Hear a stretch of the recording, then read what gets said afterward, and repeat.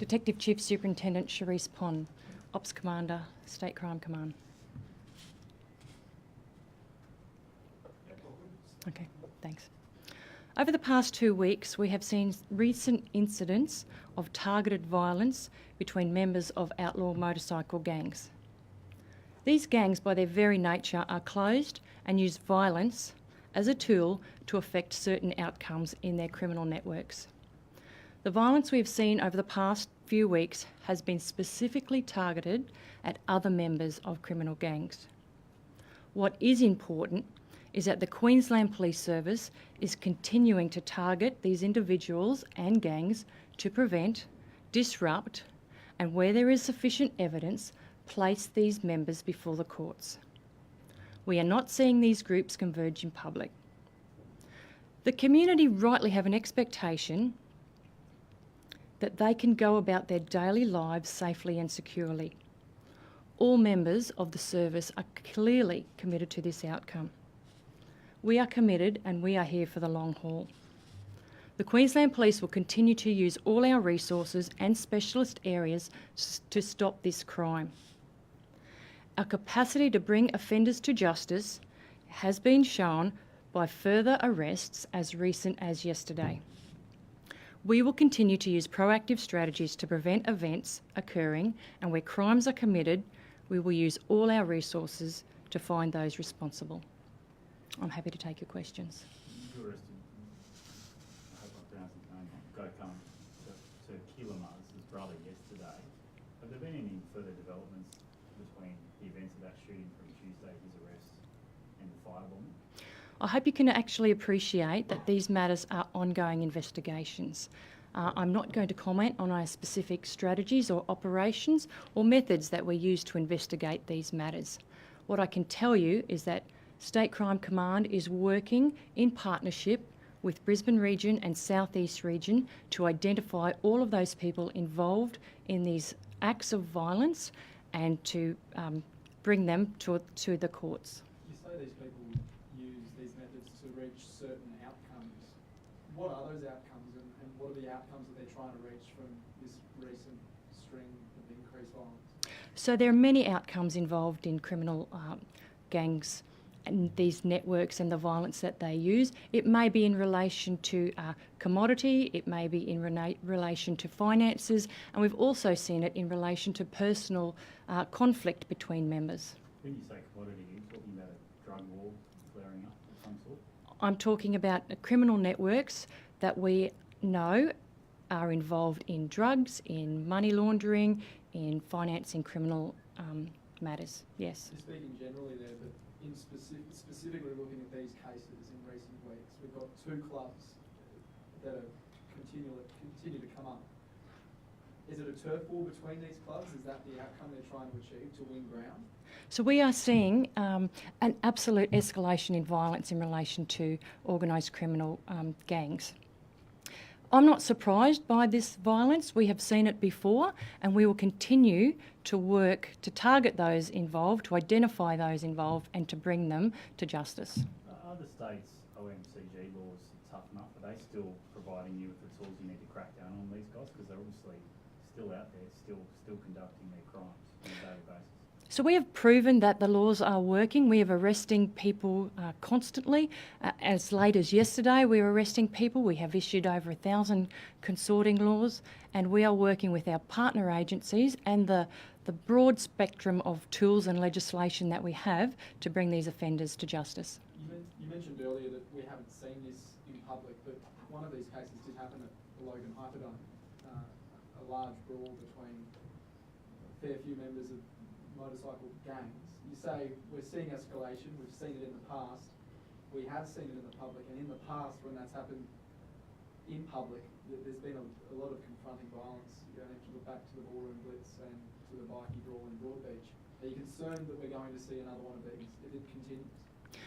The decisions made by criminals I cannot comment on. What I can tell you is that we will continue to investigate to prevent and disrupt these types of incidents and the targeted violence that is occurring between these groups. Are there laws that you wish were stronger so you could do more? I mean, obviously, they're not completely effective, otherwise this violence wouldn't be occurring. So we have a full suite of laws and strategies open to us, and I think that we have shown that they are working by the way that we are continually arresting and preventing these types of incidents. Why have police up until now been downplaying the fact that there's been an escalation in violence, and why are police only speaking now? Well, what I can tell you is that these incidents have escalated over the past several weeks.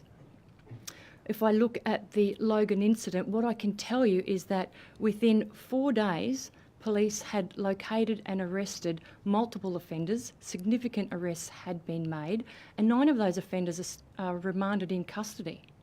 But it's not stopping the violence. What do you need to actually stop it altogether? Because they're clearly still outlaw motorcycle gangs doing the wrong things. They're not these, soft bikies, old blokes on bikes with, just getting together and appreciating each other's motorcycle. They're clearly, as you say, dealing in hard drugs, committing violence.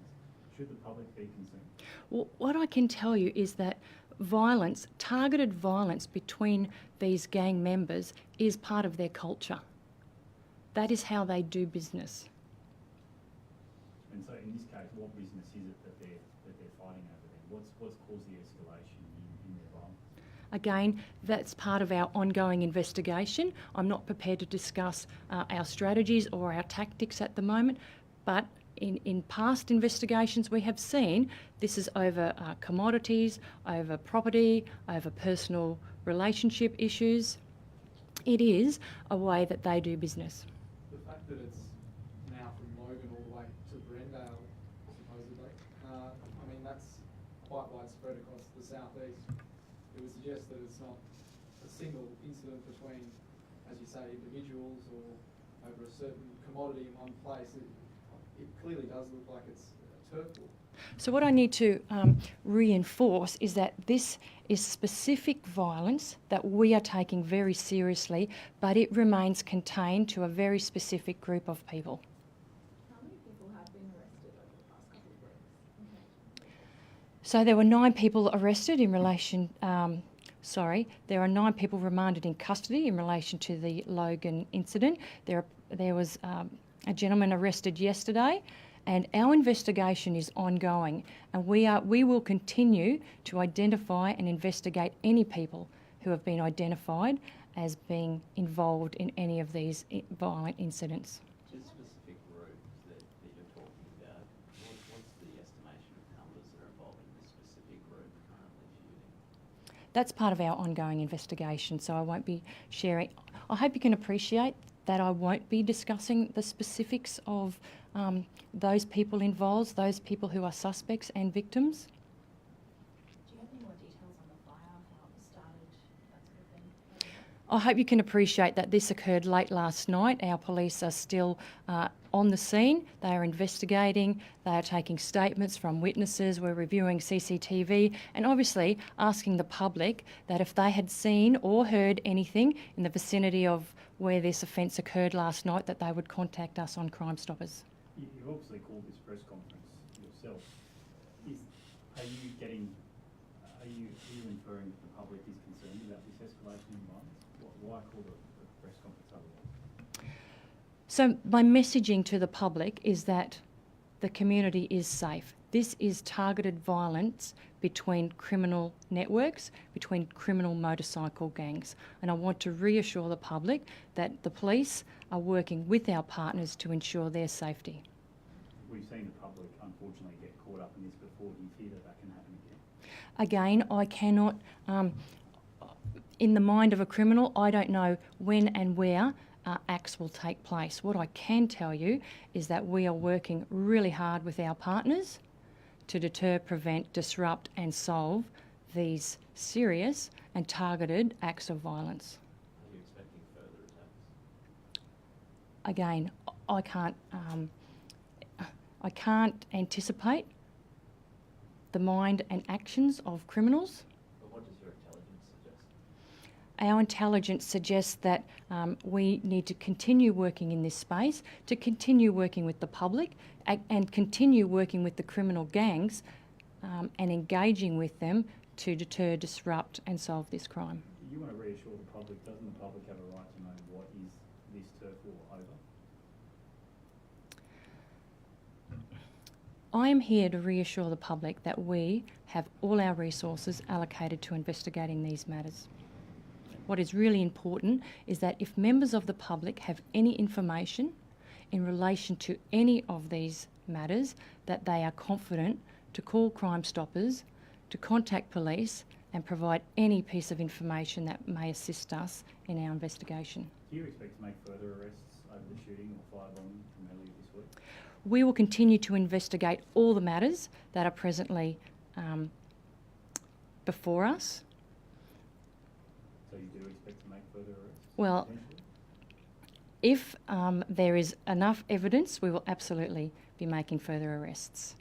Criminal gangs, by their very nature, are closed, and you can appreciate that where violence is involved, it's important that they have the confidence and the trust of the police that we are going to investigate these fully, and we will continue to investigate these till all the people that are involved are prosecuted.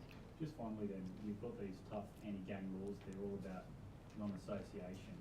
How do these bikie gangs continue to associate and do business when these laws that have been in place for a few years now are all designed to stop that?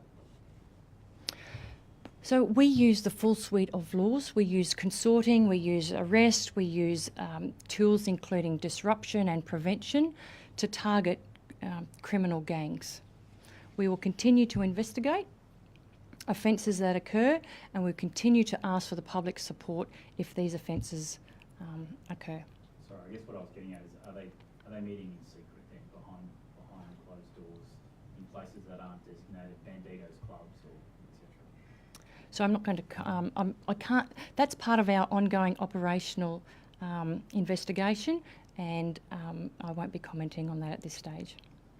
No doubt that specific group responsible for most of this will be watching the news tonight, reading the paper. What would your message be to that specific group about what's unfolding right now? So my messaging is that the Queensland Police Service, that detectives from State Crime Command, Brisbane Region, South Eastern Region, and all our resources are committed to stopping this targeted violence. Do you have extra detectives or police out as a result of this escalation in violence? Have you got more crews on patrol or sitting out in front of whoever's house or etc.? Any of that sort of detail that you can tell us?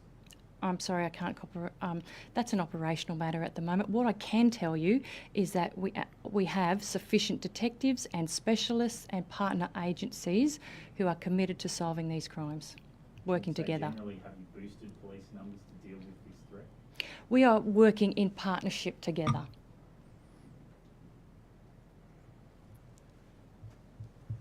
Any more questions? Okay. Thank you. Thank you.